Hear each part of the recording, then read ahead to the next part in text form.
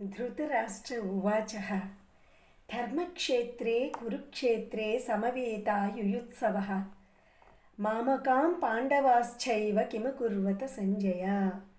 అంటే ధృతరాష్ట్రుడు ఇలా పలికాడు భగవద్గీతలో 1.1లో, ఓ సంజయ, ధర్మక్షేత్రమైన కురుక్షేత్రమందు నా తనయులు మరియు పాండురాజు తనయులు యుద్ధము చేయుటకు సమకూడిన తరువాత ఏమి చేసిరి?